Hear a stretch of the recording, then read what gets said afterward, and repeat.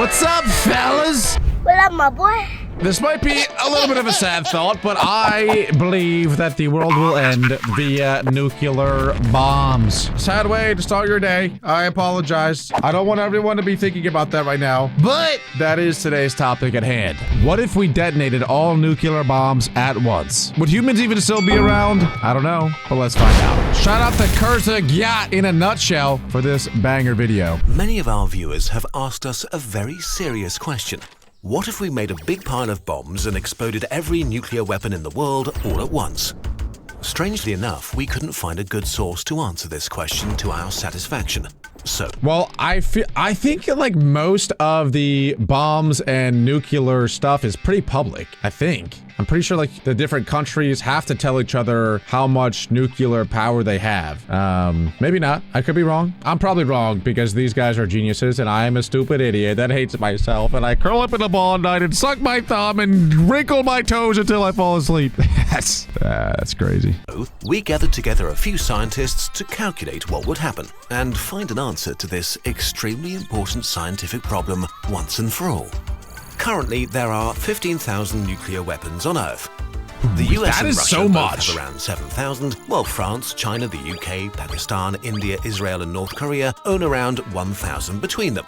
Wait, Russia has more nuclear bombs than the US? Hold on. Wait, what? I thought the US was like way far ahead than any other country. You know what's funny though is I'm pretty sure the US and I would imagine Russia, we tell every other country that they're not allowed to build any nuclear bombs, yet we're the ones with all of them. But like if another country, I don't know, like Iraq, for example, wants to build a nuclear bomb, the US with 7,000 of them says, no, you're not allowed to build that one nuclear bomb. I mean, I guess I get it because, we don't want a nuclear war to happen, but I just find it ironic that we built 7,000 of them, and then when other countries try to, we're like, nah, actually, no way, Jose. But how much destructive power is this really? Let's try to put these numbers into perspective. I do have a feeling, so beep, bop, boop. Sorry, you can't not beep, bop, boop when the beep, bop, boop comes on. But anyway, nuclear bombs, though, I don't know. I don't think that the explosion itself is that devastating. What is devastating is the radioactivity that is produced by it. So, like, the initial explosion might have a radius of like half a mile, which is huge, don't get me wrong. But what really causes catastrophic damage is all of like the chemicals and all the nuclear particles that get spread out for miles and miles, and that is what does crazy damage. On Earth, there are about 4,500 cities or urban areas with at least 100,000 inhabitants. That's a lot. Some That's more are than I bigger than thought. others, so we'll assume that on average, we need 3 nuclear bombs to completely wipe out one city. This means we could destroy every single city on planet Earth with our nuclear arsenal, killing more than 3 billion people, roughly half of humanity, in an instant. And we'd still have 1,500 nuclear weapons left. Now that's what an expert would call overkill. I'm not gonna lie, I always thought like one nuclear bomb would be able to destroy even like the biggest of cities, but I guess not. I guess on average it would take 3. And also, there's only 3 billion people living in cities. I thought that was gonna be way higher too. That's crazy. So we can say with confidence that we have a lot of nuclear weapons and they can do a lot of damage. But what if we make a huge pile of all 15,000 bombs and they pull all the explode trigger? at once. Let's drop our nuclear pile in the middle of the Amazon rainforest, just to show nature who's boss. Our warheads, piled haphazardly, fit into a small warehouse. A typical US warhead has the power of 200,000 tons of TNT. So 15,000 warheads would be the equivalent of 3 billion tons Oh of my TNT. god. Bro, I feel like if you blew that up, it might not affect like the other side of the Earth, but there must be like earthquakes that happen. That might even like shift all of Earth and push it off of its orbit a little bit. I don't know. Dude, that is insane. 3 billion tons of TNT, bruh. Scale, this is enough to rebuild the whole island of Manhattan with every building and skyscraper using stacks of TNT. The closest thing we can compare to the energy gathered here is a volcano. One of the deadliest volcanic eruptions in recorded history took place in 1883 on the island of Krakatoa. The eruption was so powerful. Krakatoa? who named that? And was like, someone probably stubbed their toe on that volcano and cracked their toe. Krakatoa. Sorry. Apparently, though, volcanoes are actually very dangerous, like the biggest ones. I always thought, like, volcano, potato, patata, you know, all the same thing. Because there are some civilizations that live, like, right next to volcanoes that erupt, and it's, like, not that big a deal. But then there are other volcanoes that are, like, massive volcanoes that only erupt, like, once every, like, 100,000 years. And apparently those can actually change, like, the entire climate of the Earth. And this seems to be one of them. For that 70% of the island and the surrounding archipelago was destroyed, killing tens of thousands of people. That's its effects insane. were felt around the world for days after the event. Our nuclear pile contains 15 times the energy of the Krakatoa volcanic eruption. God. So let's finally push the button. Bro. 3, 2, 1. In a second, a fireball 50 kilometers across vaporizes everything in its way and creates a blast wave that flattens 3,000 square kilometers of forest. Every living thing within 250 kilometers will start to burn. The explosion will be heard literally around the world as the pressure wave circles the Earth tens of times over the next few weeks. Millions of tons of incinerated material are catapulted into the atmosphere. The mushroom cloud reaches the outer reaches of the stratosphere, pushing up against space itself. After things have calmed down, a small crater, about 10 kilometers across, is left in the center of the worst wildfires the planet has seen in millennia, spreading throughout South America, burning down forests and cities alike. It actually just looks like a meteor. Like, I know that might sound silly, but that's kind of like the exact same thing as a meteor hitting Earth. It's just one big explosion. I mean, obviously, the meteor is an impact explosion, while that one just explodes. But the crater looks the same. The effects look the same. I guess the only thing that's different is I don't know if... Probably not. When a meteor hits, like, there's no, like, giant smoke cloud, mushroom cloud, like the TNT. That's, like, the only difference, really. And now, the unpleasant part begins. Extremely radioactive material will kill living things very quickly, and a large area several kilometers around the crater is now uninhabitable, as is everywhere for hundreds of kilometers downwind. Much of the fallout is carried high into the atmosphere by the mushroom cloud and carried around the planet.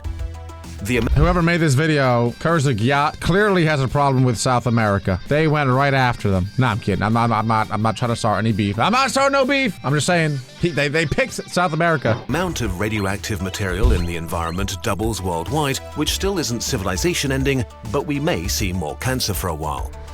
A portion of the particles will float to the edge of space for years and cause an... That's not that bad. All we gotta do is say goodbye to South America, and then it's like, all right, cool, we good. We move on. I'm sorry, if you live in South America, I've never been, but seems alright. A nuclear winter that could lower global temperatures by a few degrees for a few years. This explosion was pretty bad if you're in South America and especially Brazil. Hit it. The Amazon rainforest is pretty much history, which is not great. But human life will go on. Okay, but what if we explode more nuclear weapons? Let's suppose humanity decided to mine every bit of uranium on Earth and build as many nuclear bombs as possible. Oh, God. At current usage, it's estimated that there are around 35 million tons of uranium in Earth's crust. I'm assuming is that all that's required to make a nuclear bomb is uranium? I didn't even know that. Where's the most uranium in the world? Probably like Uranus. But that's not even in the world. Whatever. That was a stupid comment. Enough to power human civilization for over 2,000 years, or to build millions of nuclear warheads. For the sake of argument, let's say we create a pile with a yield of 10 billion Hiroshima bombs, which makes up a cube 3 kilometers high that contains roughly the energy of the asteroid impact that ended the age of the dinosaurs 65 million years ago. You would be able to see that stack of bombs from Earth, I think. That's ridiculous. That was a ridiculous amount of bombs. Oh my God.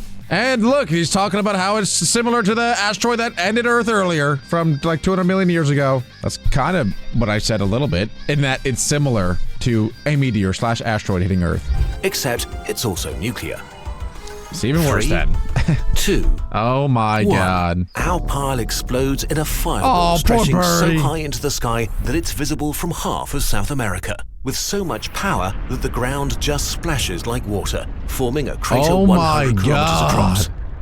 The crater is 100 kilometers across. Bro. Bedrock on the scale of whole mountain ranges is vaporized in an instant, while thousands of tons of material is catapulted away with such speed that it's ejected into space. Humans dead. Some leaves Earth forever, while most of it comes raining down as hot, burning debris that heats up the atmosphere to oven-like temperatures, killing most big animals and causing firestorms all over the world. If elephants are dying, we're all dead. That's gotta be a fact. If elephants are going down, we're all down. We're all done. The only thing that might be able to survive are like cockroaches. Wow. I'm glad that stutter could have been way worse, but it wasn't. I kind of saved it. Cockroaches might survive. Another like really small insect / bacteria, and then the whole like evolution process would have to start again. The Earth's crust rings like a bell, struck by global earthquakes stronger than anything in recorded history, decimating cities around the world, while hurricane-force winds flatten every single tree in South America and wildfires consume the continent. The abundance of hydrocarbons in the Amazon burned to form ash are cast into the atmosphere, darting the sky and keeping sunlight from reaching the surface, dropping temperatures to near freezing worldwide. The ensuing global winter may last for decades and results in the extinction of every large animal species, humans included. Yeah, I mean, that was like the biggest reason that the asteroid impact from forever ago eliminated all the dinosaurs and such, was not necessarily because of the impact itself, but because of the cloud that covered the entire Earth. So like no sunlight came in, which made the Earth very cold, which made it very difficult for plants to grow because there was no sun, so they couldn't get any photosynthesis. And so thus then a lot of things starved to death. We could also mention that every corner of the planet is covered with radioactive fallout, but at this point, it doesn't matter that much anymore. Oh, this is humanity's extinction event. I called that! The astronauts aboard the International Space Station get to enjoy a great view for a while, but it's not unlikely that the spray of rocks blast into orbit will destroy the station. GG. Those lucky enough to be in bunkers or in submarines deep below the ocean surface may survive the longest before they exhaust their food supplies and have to venture out for more. Oh yeah, would all fish be all right? Or like deep sea fish surely would be okay, right? I think that they'd be fine. They'll find the world a charred, freezing, radioactive wasteland. The planet itself doesn't care at all. After just a few million years, the wounds of the explosions have healed and life is thriving, arguably even more so than when humans were around. If intelligent life emerges again, it might be able to work out what happened. When they study geology, they'll find a bizarre and very thin layer of rock covering the entire world, enriched in radioactive elements like uranium and the other nasty things it decays to, mixed with rare earth metals and plastics that humans used. They would probably be very, very confused. Whoa, that is crazy. Then we become the dinosaurs of today. Bro, that is a very crazy thought to think about. But anyway, if you guys did enjoy today's video and want me to react to some more Kurza videos, make sure to leave a like, subscribe, and click right here.